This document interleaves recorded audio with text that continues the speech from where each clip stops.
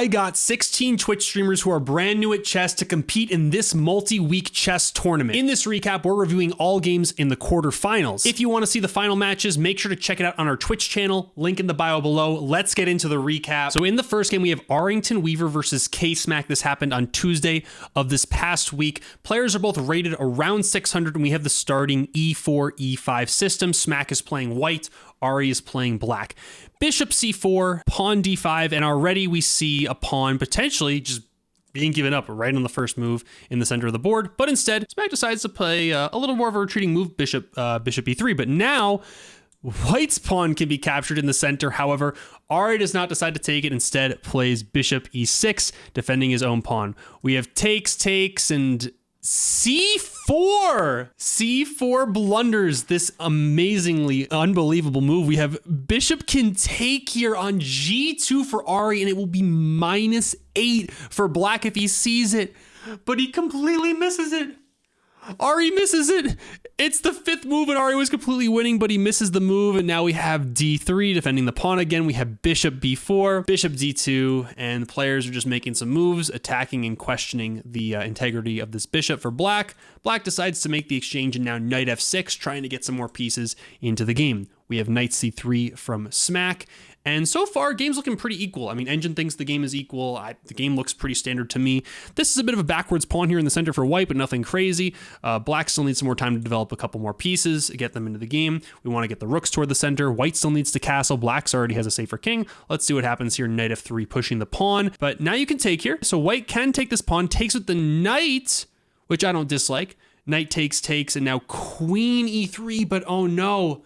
Oh no, Smack doesn't take the knight. Smack doesn't take the knight back, instead playing queen E3. And now Ari just has the opportunity to play knight D6. And knight D6 just protects the knight, and you're just up a piece. But he defends. He defends the piece, but it can be taken with the pawn. It can be taken with the pawn. Pawn takes, and now there's no more material advantage for Ari. And in fact, if anything, white is winning here. White's doing better. White's posing complications already to black's position. We're gonna have castles soon. It'd be rook D1 and oh no, Ari hung a bishop. Ari hung a bishop as black. After this exchange here, he could have taken the bishop, but he doesn't. Rook D1 instead would have been a great move earlier, but oh my God. And now you can defend it, but Ari doesn't defend it. He just defends the pawn in the center, and now the knight takes with tempo, and he doesn't move the rook out of the way, so white can take the rook, but he doesn't. Oh my God, but now we're setting up all sorts of tactics, because if this, then this, and oh no, Ari doesn't see it. And now there's gonna be a discovered check with an attack, and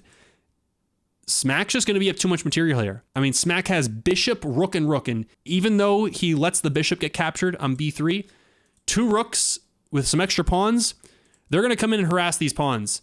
And the trade is not good for Ari. Ari gives Smack what he wants in a rook trade, and now it's just rooking a few pawns, and the king's going to get bullied around. A queen's going to be made at the wrong time, though, because the king is just going to win that. But that's okay. We'll just make another queen. We'll just make another queen as Smack, and I mean, he's just gonna really push the king into the corner. It's mate in 3, and here in this position, Ari resigns. Ari loses game 1, and not only does Ari lose game 1, but Ari loses game 2 as well. So we have game 3. We have E4, E5 once again. We saw this, I'm pretty sure, in all 3 of the games. Bishop C4, Smack playing with white, playing very aggressively, always with this bishop C4 move on move 2. It's been working for him so far in the tournament. Pawn B5, questioning the position of this bishop, but just giving up a pawn. So Smack can decides not to, putting the bishop in the center. But now you have things like C6 and whatnot to attack the bishop even further, which is pretty good. The engine likes that too. And that's what Ari does. Ari plays C6, bishop goes back, but you know, we've gotten a couple free moves with our pawns. We've really only seen 2 moves so far from white. I actually don't dislike black here, all things considered. Like if you just start bringing out your pieces, bring this guy out, bring this into the center, move your bishops out, whatever, yada yada, doesn't look too bad for me. But this bishop comes out and queen comes out, and oh my, we're threatening something very devastating here. And black needs to see this. Queen E7 or knight H6. Ari just plays knight F6. Ari just plays knight F6, and it's mate on F7. Oh my God, K-Smack is winning the match and moving on to the semifinals in week 3 of the event. Let's take a look at our next game. Joe Rawl versus Wid Weezy. Joe Rawl is playing with the white pieces and Wid Weezy is playing with the black pieces. Now we do already know Joe told us that he was going to be playing the London system in this event. He played that in the last round and he's playing it in this round as well. And Wid seemingly giving up a free piece on move 2. Wid, what are you doing? Wid just gives the knight. We can see the reaction on his face. He's already blundered and the game is already in a huge favorite for Joe Rall, who is assembling some threats here. However, there's this very nifty move here. Queen takes b2. If Wid sees it, Wid is winning again, actually. Wid is winning if he sees queen takes b2, and he does! He finds the top engine idea, and even though Wid is down a piece, he's gonna win a rook back and be back in the game. This is nuts. Now, Wid needs to take the rook on a1 here. If he doesn't, which he doesn't do in the game, now the issue is if he takes it now, white is castled. And after white is castled, if you take this rook, there is a sequence where the knight comes out, the queen has to go to b2, only safe square, and then rook b1, trapping the queen. So you can't even take the rook anymore. And to Wid's credit, he did not take it here. A rook d1, and now queen takes. This is getting scary. Oh my God. e4, and e4 is a very, very good idea from Joe Rall, because if this knight moves anywhere, we have 3 pieces lined up on this very weak d pawn, and you need to be super careful. You need to play a calm, cool, and collected knight d6 to add a defender here, or knight e6 to add a defender here. I prefer knight b6, but whatever. We don't see that. We see captures on f4, and now white has chances. After bishop takes on d7, you have to play king e7, or it's just mate. And because you take on d7 with the bishop, the queen comes in, and it's checkmate for white. Oh my God. Joe Rall winning game 1. And spoiler alert, Joe Rall does win game 2 as well, but he has to win one more. Joe Rall is playing on white. He's going to play his trusty London system, and we're going to see what happens in this final game. Wid does not sacrifice a piece in the beginning of this game like he did in the last one. He's a little more careful and decides to play a symmetrical London system. Bishop b4, not really super much a fan of this move. You can be kicked out with tempo. You can put the knight in front of it, yada, yada, yada. We have the knight going to the square that it wants to go anyways. Knight c6 blocks your own c pawn from coming in and helping against the London system, which is usually what you want to happen. Pawn there kicks the bishop out. Bishop doesn't want to trade, and instead allowing Joe to get this open rook on the h file, which is pretty good for white. White actually quite likes this in these types of systems. Developing some pieces, knight out, g5, takes on g5, knight back to d7, and now danger levels. So the knight is hanging, but the bishop is also hanging. So if you take the knight, which is what Wid does here, Joe is going to take your bishop. And this is actually pretty decent for Joe. Engine thinks it's plus 1.6. The pieces are very nicely activated on Joe's perspective of things. Black hasn't castled yet. Honestly, if the engine wasn't intervening, I would say this position looks pretty equal to me. I kind of actually like Black's position. Black has a center pawn. Black has a nice little structure here. White has a set of double pawns. It's not too bad. But anyway, game continues. We have rook out, queen, long castle from Widweezy. Widweezy doing totally fine. Moving the queen over, which is defended by the knight, so totally fine here. Bishop takes, but now, oh no, the engine evaluation has plummeted. And here's why. Because after the queen's trade, you have this incredible move, knight f6, trapping this bishop here. It can't be moved because you win the rook, and Wid sees all this. Wid sees this, and rook back to h4 takes, and now takes again, and Wid is winning. It is game 3. Wid has not won a game yet. It is minus 4.5. Widweezy is playing for a comeback here, has a full extra knight, which is going to be coming into the white position, and oh no, the knight is trapped. King c2, and Wid trapped his extra knight. He's going to sacrifice it to win a pawn, but that's just a free knight for Joe. So we have completely equal material. Joe has a set of double pawns. You can definitely target these pawns a lot more easily as black. If Wid just gives Joe a tempo, it's already totally fine for white again, and white is back in this game now.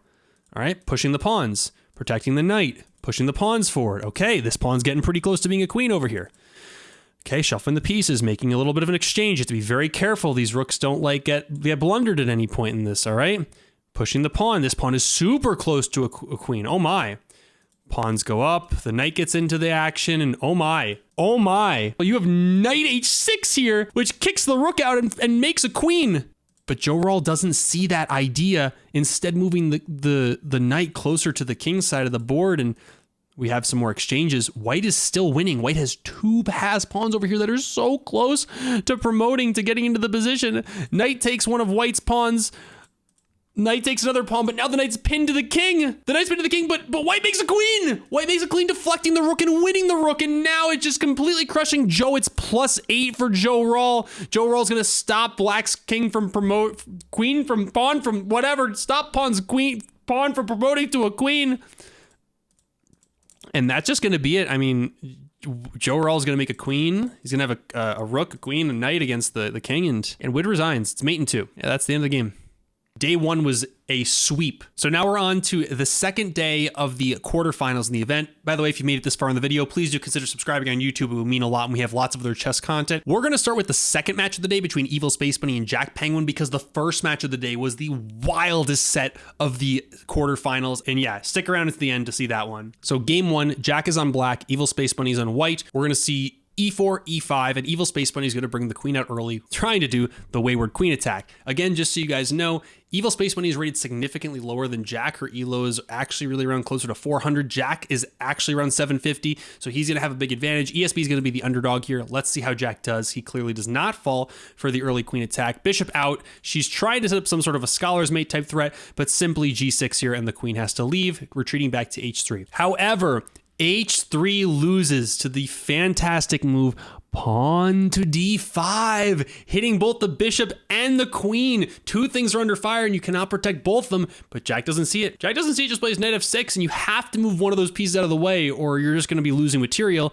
Knight F3 doesn't protect anything. You also just lost a pawn now too. Taking the free pawn on E4 is Jack, and castles by Evil Space Bunny playing safe. I love that she's playing safe, but now he plays D6. Attacks the queen, a little bit of an inconspicuous move. It's not super obvious what the idea of this move is right away, and ESB just misses it. ESB just hangs her queen on H3. Oh no. Oh no, the queen is gone. F5, Jack getting a huge center here. D3 kicking the knight out, defending the bishop. The pieces are going to get developed here. E4 hits this knight. Jack is really getting in the center of this board here, trying to gobble some things up. Queen H4 really coming in for an attack, trying to make something happen. Oh my. Knight comes in, hits the queen, but queen can just gobble on H3, and yeah, the rook can come here. That does stop the pawn from taking. I love this idea by ESB, but Jack Penguin can simply castle out of the threat. Pawn takes, knight takes, hitting the bishop, getting the knight in a very active square. Bishop moves out of the way, but is blundered to knight A5, which Jack sees immediately. Kick out the knight. Oh no, Jack blundered a piece back. You could just take here. And ESB does. Okay. ESB wins a piece back. Okay. Makes a trade. All right. B4, hitting the knight, but the knight takes the bishop. And although ESB is successfully trading pieces with Jack, ESB is down material. And when you're down material, you do not want to make these types of exchanges. You are down a knight to a queen here in this position, and also many pawns. Jack moving the queen to G4. Pawn up, kicking out the knight. Knight slides back, hitting this knight, and you cannot take because your knight is pinned to the white king. Knight to B1, and this pawn just getting in. This pawn is just getting into the position. It's mate in 8 if Jack sees it. Once you do stuff like bring the bishop in, bring the rook over, it is getting, oh my. And bishop takes. Pawn pushes, that's not a terrible move, but Jack's playing all the moves that the engine likes. Jack's playing top engine moves here, checking the king. Another top engine move, it's mate in 5. Jack's finding all the perfect moves in this position. Oh my god, rook F to what? It's mate in 2 after takes, you promote to a queen. And simply king H2. And it's over. It's over because queen can take on G2. You can also play queen G1. And Jack Penguin defeats Evil Space Bunny in the first game. And not only that, but Jack Penguin also defeats Evil Space Bunny in the second game and forces a game 3. We have Jack on black and we have Evil Space Bunny on white. Starting with a pretty standard opening type of situation. Evil Space Bunny tried to play the wayward queen attack. Jack did not blunder this pawn. Instead, he is protected by the knight and now is kicking the queen out. Queen is going to simply retreat. So knight's going to come out. So black jumps into the center with the knight and bishop to B5, but you're blundering a fork.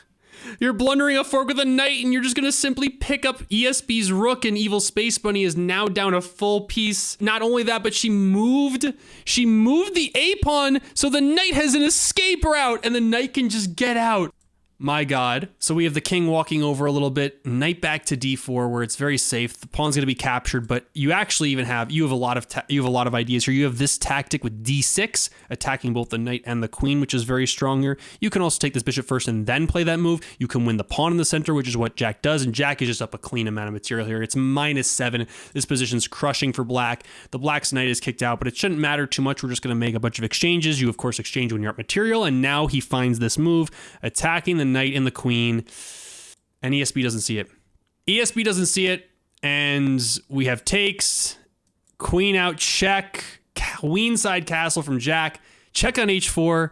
Oh my god, attacking the knight. Everything is just falling apart for ESB here. She only has a few pieces left. Her king is just in the center of the board. Knight e5. Oh my god. The king is just in the center getting hunted by this queen that's just gobbling all the pawns. Jack's trying to find a way to convert this into a win. He's just shredding open the center.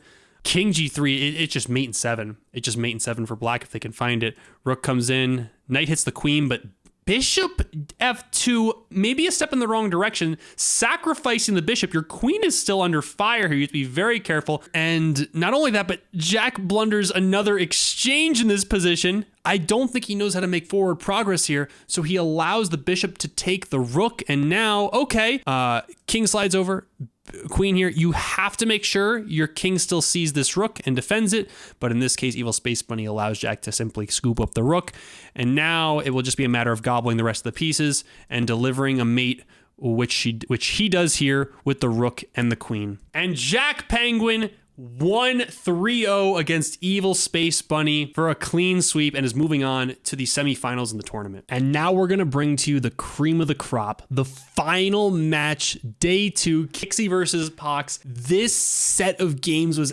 absolutely insane. So if you stayed till the end, this is your reward. Pox is playing on white, Kixie's playing on black. We have d4 and c6. Not typically what you want to do as black because you can push the pawn again, but that's okay. We have e3 here, pawn in the center with e5, and reinforcing with c3. So it's pretty standard stuff, like no one blundering anything crazy immediately, which is good. Developing some pieces, Kixie's going to do on black, and Pox is going to develop some pieces too as well on white with knight to f3. We have 2 pawns in the center, the bishop pins the knight, the other bishop's going to come out here, and now knight is going to capture in the center. Okay, that's a pretty reasonable move. The knight can't take back here because the knight's capturing the center, and the knight is pinned here to the black king. Kixie is going to play a6 to try to kick the bishop out. Bishop takes knight, pawn takes, and now knight takes on c6. So Pox has actually already won 2 pawns against Kixie. So a pretty significant lead. The knight's very active here, really messing with the black pieces. So Kixie's going to say, all right, I want to kick your knight out. I don't want your knight to linger there anymore. Okay, so knight's just going to go back to the really nice square on e5.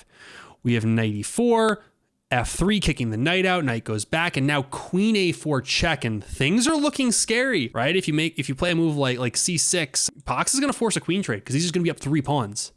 And that's exactly what happens. There's a queen trade, and now Pox is just up 3 pawns in this game. However, we also have to be aware that Pox doesn't have much activity in this game quite yet. Pox's only active piece is the knight. Kixie has a couple more pieces activated. She can easily kick the knight out at some point with tempo soon, bring the bishop out pretty easily, move the knight out of here, castle, and continue with her game plan. It's going to take a lot more moves for Pox's piece to get into the game. Knight d2, castles, knight back, and again, Pox is just like moving the same piece around. He's not really getting his other material into the game, which is what you need to be doing at this level. You need to activate more pieces. Kixie's going to bring her bishop in, and this bishop is actually going to be a really critical piece in this position in restricting the movement of Pox's material. Now this bishop has nowhere to get out. The light squares are controlled by this bishop, and everything is just very restricted here. Kixie with an interesting move, rook to b8, and we just have knight takes. She just blundered an exchange. So Pox is completely crushing in material, but what's going to happen just a couple moves here after the king moves over, the rook is going to infiltrate, and after f4, the position is just completely crushing for Kixie after knight e4 because the bind on white's pieces is insane. White has more material, but it's -3 because look at white's position. The knight, the rook, the king, and the other rook are all in the back rank. This bishop is just a glorified pawn. It just is sitting here staring into pawns.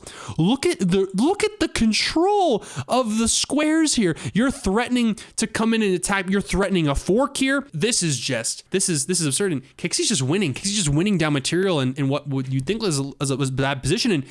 And you now have mate in 2. If Kixie can find knight takes c3, ignoring this threat for now, forcing the king to e1, and then rook e2.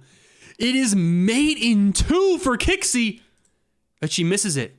She misses it, but she gobbles a free pawn. It's still -6 for black. Okay, let's see what the path forward is. Oh my god, knight d2.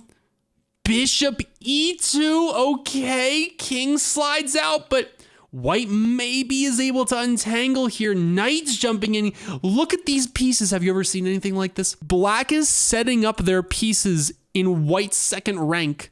This is where these pieces normally start the game. Now the pieces are over here on the second rank. What is happening? Rook slides over to b4, but there's no back rank because this bishop covers it.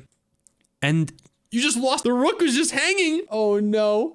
Pox, what are you doing? Pox is losing all his pieces. The rook hangs. Now the bishop hangs. I mean, you could take this knight, but... And Kixie just gobbles it up. Kixie gobbles it up, and there's no back rank. Pox thought there was a back rank, and I don't think Kixie even realized her bishop protects back rank, but she is so lucky because it's the only move. It's the only move you can even play, and she finds it and plays it. It's forced. Look at this position. What is going on here? Kixie is now up 2 pieces after getting completely destroyed in the early game of this game, and now the king's going to get harassed. A knight's going to be picked up. Kixie has 4 pieces to Pox's 1 rook. But we have to keep in mind that, remember, the clock is also a piece. Kixie only has 3 minutes to think. Pox has 4.5. Let's see what kind of ideas the players come up with here. Pushing the pawns, getting the knight into the game. Okay, the knight's on a much better square here. Taking another free pawn. Okay.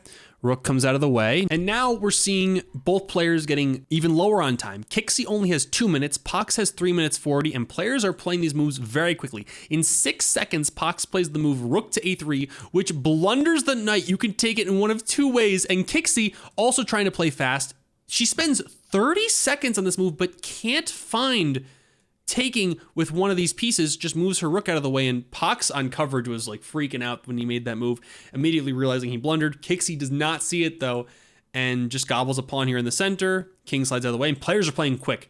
The pace is picking up. Bishop e2. Kixie's down to 1 minute and 5 seconds. The rook is gobbling a pawn. Knight out. Kixie still has 4 pieces. She has 4 pieces. She could sacrifice a piece for the pawn. She could trade 2 pieces for the rook. She can just sacrifice material and be totally fine. Pox not trying to trade, but Pox blunders the rook. Pox blunders the rook on c5, and it just doesn't know what to do. His king is trying to get into the game, and Kixie has 4 extra pieces. It's mate in 5 if she can find the right piece coordination. Bishop c4 is actually a correct move to play here. Bishop b4, it's mate in 3, but Kixie has 30 seconds on the clock. King to c2 for Pox. Bishop to d3 is a step in the wrong direction. Now the king can slide back out, and the king is shuffling back and forth. Kixie doesn't know how to organize her pieces. She has 9 seconds on the clock. King slides over, rook slides down. Oh no, the knight's gonna be lost. The king is escaping. Rook gobbles a pawn. 4 seconds on the clock. Pox still has 2 full minutes. King is going back and forth, and in this position, Kixie loses on time. Kixie up 13 points of material and a completely dominating position. Simply needed to just gobble this pawn, and it would have been a draw by timeout versus insufficient material. I don't know if she knew that rule existed. I don't know if she knew she had enough time to do that, but Kixie loses game 1 after completely crushing Pox. Okay. Game 2. Players are switching colors. So we're going to see d4. Is this the same exact game? Wait, didn't the last game open like this also? So we're seeing the exact same opening as played in the last game, except now Pox is on black and Kixie's on white, and we're seeing 2 pawns in the center. In the last game, Pox played e3, but we're not seeing that here. Okay, pawns are coming out, pawns are defending each other. Kixie has a really, really nice center position here with all these pawns, and Pox is going to have the pawn triangle here as black. Bishop to c4, knight hits the bishop, bishop comes out here. We have a little bit of a tempo here. Knight comes to c4. Okay, what are the players doing here? Queen b3, but this is scary. Kixie right here in the opening on move 8 is already blundering the trapping of the bishop, but instead Pox decides to play knight a5. Okay, knight a5, pretty standard stuff. And now queen a3, and you'll see the evaluation is plummeting. There's this incredible move d5, hitting the queen, and the only move here to stop it is b4 from white. And then the knight jumps in, hitting the queen again. And when the queen moves to b3, you're going to trap the bishop. The bishop is still trapped. But instead of that, we have b5 hitting the bishop a different way. And now an even worse blunder by Kixie. Bishop to b3. And now this move completely traps the queen because you don't have b4 anymore. And the queen is just lost. But Pox doesn't see it, and Pox just takes the bishop with the knight, and now the game is just 0-0-0 again. Oh my god. Bishop out, and not only that, but Pox hangs his bishop on e6, and Kixie's just up a full piece. Bishop e7 to protect check. Bishop out developing. Knight's gonna come out. Kixie's just gonna keep developing her pieces. Kixie's just gonna shred open the center, develop her pieces, like, takes. Okay, queen out, check, but that can simply be blocked by bishop with a tempo. Queen slides back. King's gonna castle. Rook c8, taking the open file, actually blunders to queen takes c8, winning a rook and checking the king. It's a complete blunder, but Kixie misses it and takes the pawn in the center. It's still completely crushing for white, because now it's still available to be taken. You can still take the rook, but bishop c3, and now it's crushing for white. If you can find queen takes queen, because the queen is blundered. Oh my god, Kixie hangs her queen, but Pox doesn't see it, and now the queen is free to leave, and it does. The queen says goodbye because this was such an obvious and clear attack. There's just, what? And it's still +6. Look at this. The queen is putting pressure here. We have still once the king moves out of the way, we have threatening to shred open the center. The knight will maybe come in. This knight will come in. We still have to activate all these pieces. Oh my god, this could be crushing for white.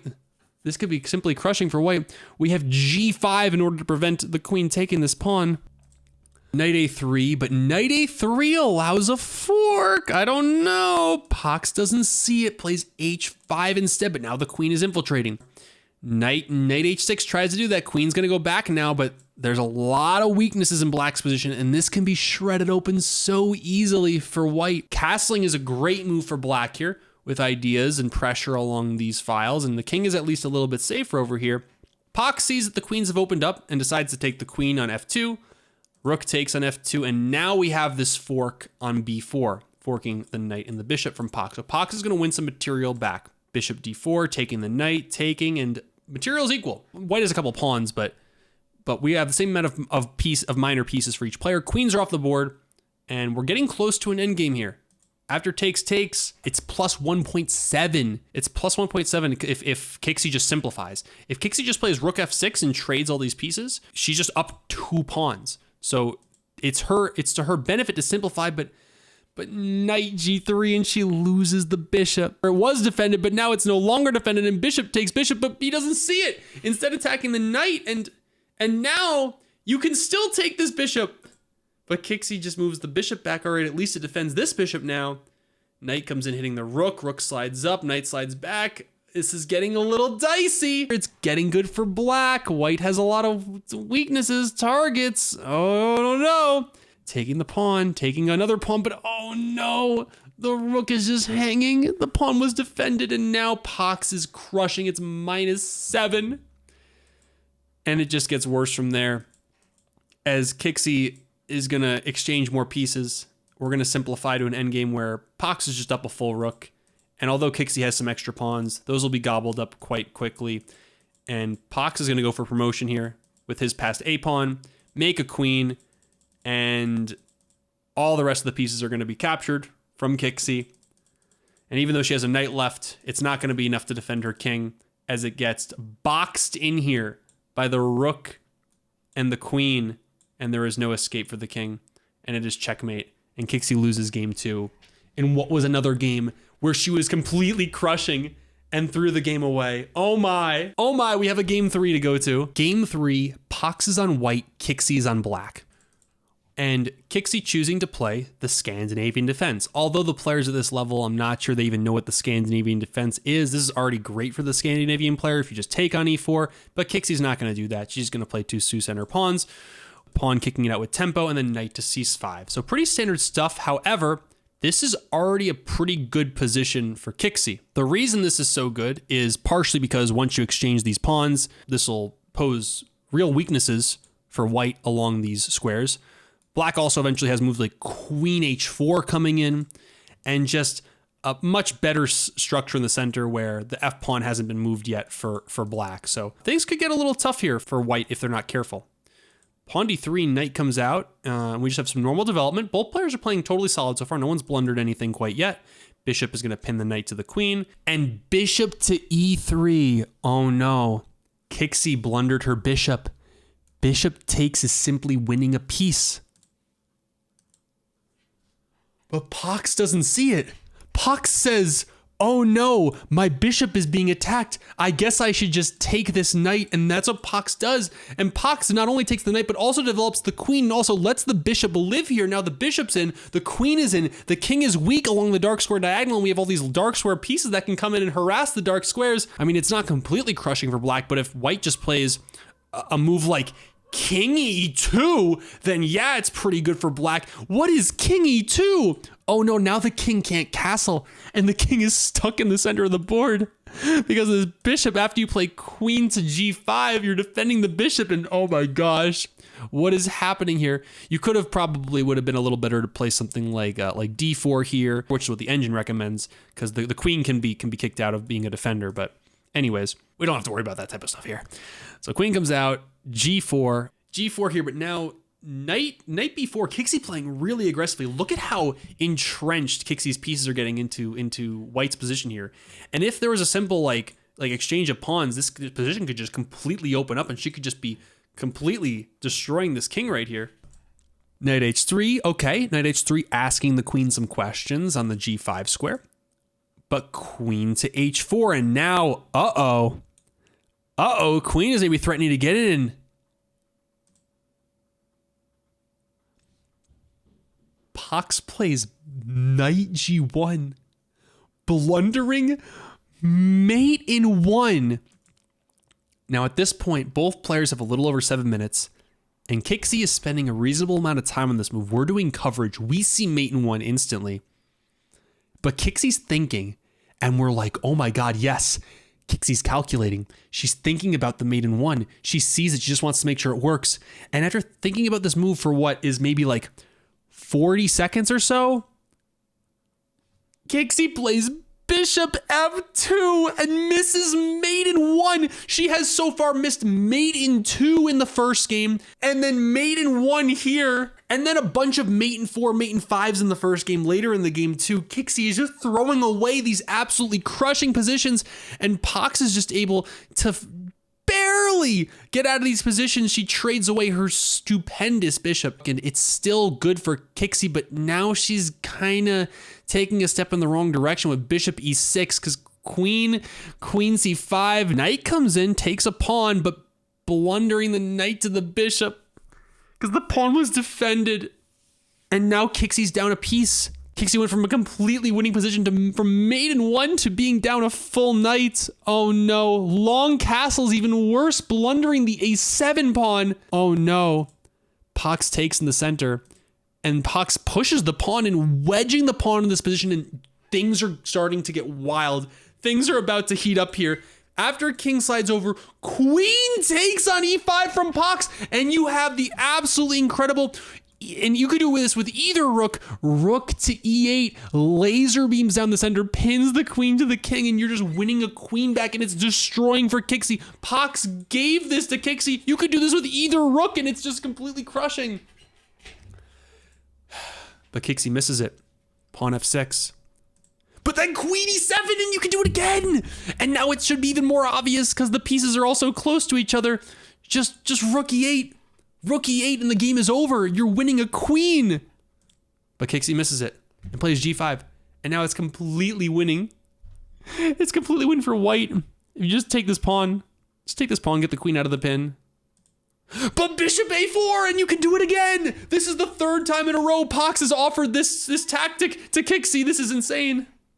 This is incredible. It's been offered 3 times, but Kixie misses it again, playing F5. And now again, just something like queen moving out of the way is totally winning for white.